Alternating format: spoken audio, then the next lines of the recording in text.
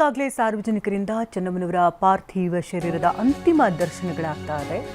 ರೇವಣ್ಣರ ನಿವಾಸದಲ್ಲಿ ಅಂತಿಮ ದರ್ಶನಕ್ಕೆ ವ್ಯವಸ್ಥೆಯನ್ನು ಕಲ್ಪಿಸಲಾಗಿತ್ತು. ಅಲ್ಲಿಗೆ ಸಾಕಷ್ಟು ಜನ ಬಂದು ಈಗಾಗಲೇ ಅಂತಿಮ ದರ್ಶನವನ್ನು ಪಡ್ಕೊಳ್ತಿದ್ದಾರೆ. ಹಾಸನ ಜಿಲ್ಲೆಯ ಹೊಳೆನರಸೀಪುರದ ರೇವಣ್ಣರ ನಿವಾಸ ಬೆಳಗ್ಗೆ 10 ಗಂಟೆವರೆಗೆ ಅಂತಿಮ ದರ್ಶನಕ್ಕೆ ಅಲ್ಲಿ ವ್ಯವಸ್ಥೆಯನ್ನು ಕಲ್ಪಿಸಲಾಗಿತ್ತು. ಸಾಕಷ್ಟು ಸಂಖ್ಯೆಯಲ್ಲಿ ಅಂತಿಮ ದರ್ಶನವನ್ನು ಸಾರ್ವಜನಿಕರು ಪಡ್ಕೊಳ್ತಿದ್ದಾರೆ. ಕುಟುಂಬದವರು ಹಾಗೆ ರಾಜಕೀಯ ನಾಯಕರು ಕೂಡ ಈಗಾಗಲೇ ಆಗಮಿಸುತ್ತಿದ್ದಾರೆ.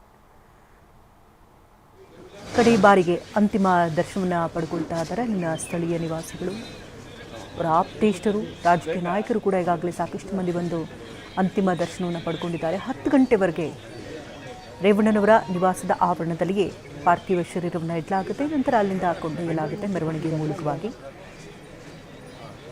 ಅಂತ್ಯ ಸಂಸ್ಕಾರಕ್ಕೆ ಈಗಾಗಲೇ ಎಲ್ಲ ರೀತಿ ತಯಾರಿಗಳು ಕೂಡ ಆಗಿದೆ.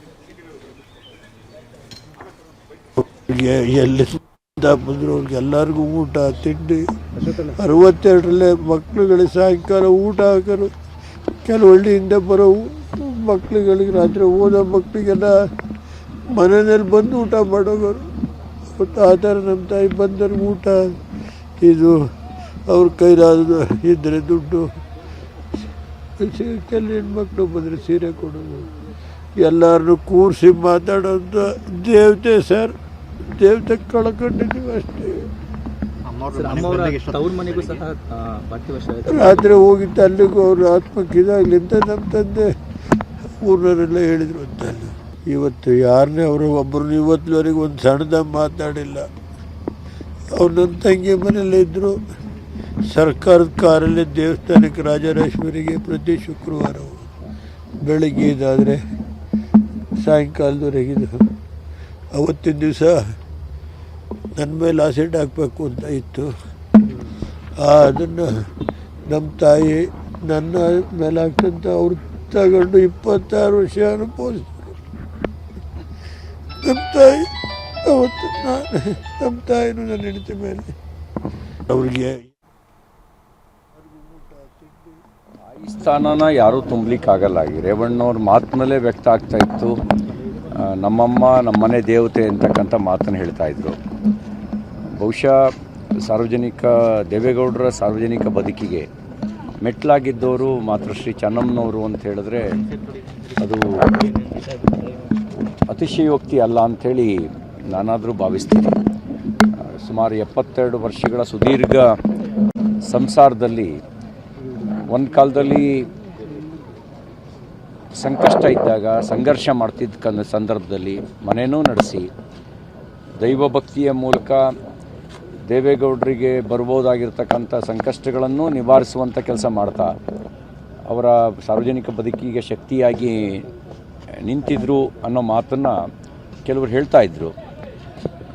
ಬಹುಶಃ ಯಾವುದೇ ಮನೆಯಲ್ಲಿ ಒಂದು ಯಶಸ್ಸು ಸಿಗಬೇಕು ಅಂದರೆ ಆ ಮನೆ ಬಗ್ಗೆ ಇನ್ನಷ್ಟು ಡೀಟೇಲ್ಸ್ನ ಪಡ್ಕೊಳ್ಳೋಣ. ಸ್ಥಳದಿಂದ ನೇರ ಸಂಪರ್ಕದಲ್ಲಿ ನಮ್ಮ ಪ್ರತಿನಿಧಿ ಗೋಪಾಲ್ ಸೋಮಯ್ಯ ಇದ್ದಾರೆ. ಗೋಪಾಲ್ ಸೋಮಯ್ಯ, ಈಗ ನಾವು ಗಮನಿಸ್ತಾ ಇದ್ದೀವಿ, ಅಂತಿಮ ದರ್ಶನಕ್ಕೆ ಈಗಾಗಲೇ ವ್ಯವಸ್ಥೆಯನ್ನು ಕಲ್ಪಿಸಲಾಗಿತ್ತು ರೇವಣ್ಣನವರ ನಿವಾಸದ ಆವರಣದಲ್ಲಿ. ಎಷ್ಟು ಗಂಟೆಗೆ ಅಲ್ಲಿಂದ ಅಂತ್ಯ ಸಂಸ್ಕಾರಕ್ಕೆ ತೆಗೆದುಕೊಂಡು ಹೋಗಲಾಗುತ್ತೆ? ಆ ರೂಟ್ ಮ್ಯಾಪ್ ಹೇಳೋದಾದರೆ ಇವತ್ತಿನ ಕಾರ್ಯಕ್ರಮದ ಬಗ್ಗೆ.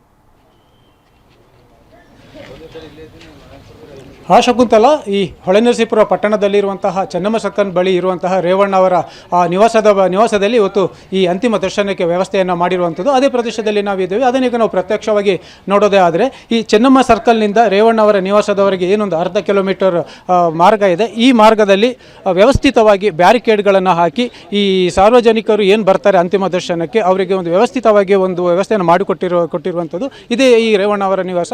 ಇಲ್ಲಿ ನಿನ್ನೆ ರಾತ್ರಿ ಬಂದಂತಹ ಪಾರ್ಥಿವ ಶರೀರವನ್ನು ಇವತ್ತು ಬೆಳಗ್ಗೆ 6 ಗಂಟೆವರೆಗೂ ಮನೆಯ ಒಳಗೆ ಇಟ್ಟು ಅಲ್ಲಿ ಬೇರೆ ಬೇರೆ ರೀತಿಯ ಪೂಜಾ ವಿಧಿವಿಧಾನಗಳನ್ನು ಮಾಡಲಾಗಿತ್ತು. ಆ ಪೂಜಾ ವಿಧಿವಿಧಾನದ ಬಳಿಕ ಇವತ್ತು ಬೆಳಗ್ಗೆ 6 ಗಂಟೆಗೆ ಆ ಪಾರ್ಥಿವ ಶರೀರವನ್ನು ಹೊರಗೆ ತಂದು ಇವಾಗ ಸಾರ್ವಜನಿಕ ದರ್ಶನಕ್ಕೆ ಇಡಲಾಗಿದೆ.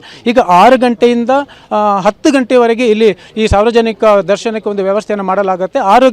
10 ಗಂಟೆ ಬಳಿಕ ಪಾರ್ಥಿವ ಶರೀರವನ್ನು ಇಲ್ಲಿ ಮಾವಿನಕೆರೆ ಬಳಿ ಇರುವಂತಹ ಅಲ್ಲಿ ರಂಗನಾಥ ಸ್ವಾಮಿ ದೇಗುಲದ ತಪ್ಪಲಿನಲ್ಲಿ ಅಲ್ಲಿ ಏನು ಒಂದು ವ್ಯವಸ್ಥೆ ಮಾಡಲಾಗಿದೆ ಅಂದರೆ ಅಂತಿಮ ಸಂಸ್ಕಾರಕ್ಕೆ ಅಲ್ಲಿಗೆ ಕೊಂಡೊಯ್ಯಲಾಗುತ್ತೆ. ಇರುತ್ತೆ. ಈ ಗಣ್ಯಾತಿ ಗಣ್ಯರು, VIP ಗಳು, ಪ್ರಮುಖರು, ರಾಜಕಾರಣಿಗಳು ಅಥವಾ ಯಾರ್ಯಾರಿದ್ದಾರೆ ಎಲ್ಲರೂ ಕೂಡ ಅಲ್ಲಿಗೆ ಬರುವಂಥದ್ದು. ಇಲ್ಲಿ ಏನಿದ್ರು ಕೇವಲ 10 ಗಂಟೆಯವರೆಗೆ ಸಾರ್ವಜನಿಕರಿಗೆ ಒಂದು ಅಂತಿಮ ದರ್ಶನಕ್ಕೆ ಮಾತ್ರ ವ್ಯವಸ್ಥೆಯನ್ನು ಮಾಡಲಾಗಿದೆ. ಈ ಸಾರ್ವಜನಿಕ ದರ್ಶನ ಯಾವ ರೀತಿ ಇದೆ ಅನ್ನೋದನ್ನು ಕೂಡ ನಾನು ನಿಮಗೆ ಪ್ರತ್ಯಕ್ಷವಾಗಿ ತೋರಿಸ್ತೇನೆ. ಇಲ್ಲಿ ಬಹಳಷ್ಟು ಸಂಖ್ಯೆಯಲ್ಲಿ ಪೊಲೀಸರನ್ನು ಕೂಡ ನಿಯೋಜನೆ ಮಾಡಿ ಸಾರ್ವಜನಿಕರಿಗೆ ಏನು ಅನಾನುಕೂಲ ಆಗದೇ ರೀತಿಯಲ್ಲಿ ಒಂದು ವ್ಯವಸ್ಥೆಯನ್ನು ಮಾಡಿದ್ದಾರೆ. ಇಲ್ಲಿ ಪಾರ್ಥಿವ ಶರೀರವನ್ನು ಇಲ್ಲೇ ಇಟ್ಟು ಒಂದು ಬದಿಯಿಂದ ಅವರು ಸಾರ್ವಜನಿಕರು ಬರ್ತಾರೆ, ಇಲ್ಲಿ ಅಂತಿಮ ದರ್ಶನವನ್ನು ಪಡ್ಕೊಂಡು ಅದೇ ಒಂದು ಎಕ್ಸಿಟ್ ಅಂದರೆ ಹೊರಗೆ ಹೋಗುವಂತಹ ಒಂದು ವ್ಯವಸ್ಥೆ ಇದೆ. ಅಂದರೆ ಎಲ್ಲೂ ಕೂಡ ಗೊಂದಲ ಆಗಬಾರ್ದು, ಎಲ್ಲಿಯೂ ಕೂಡ ಏನೊಂದು ಅವ್ಯವಸ್ಥೆ ಆಗಬಾರ್ದು ಅನ್ನೋ ಒಂದು ದೃಷ್ಟಿಯಿಂದ ಈ ಥರ ಒಂದು ವ್ಯವಸ್ಥೆಯನ್ನು ಮಾಡಲಾಗಿದೆ. ಶಕುಂತಲಾ, ಧನ್ಯವಾದ ಗೋಪಾಲ್ ತಮ್ಮೆಲ್ಲ ಲೈವ್ ಅಪ್ಡೇಟ್ಸ್ಗಾಗಿ. ಕಡೆ ಕ್ಷಣದಲ್ಲಿ ಅಂತಿಮ ದರ್ಶನವನ್ನು ಅಲ್ಲಿನ ಸ್ಥಳೀಯರು ಪಡ್ಕೊಳ್ತಾ ಇದ್ದಾರೆ.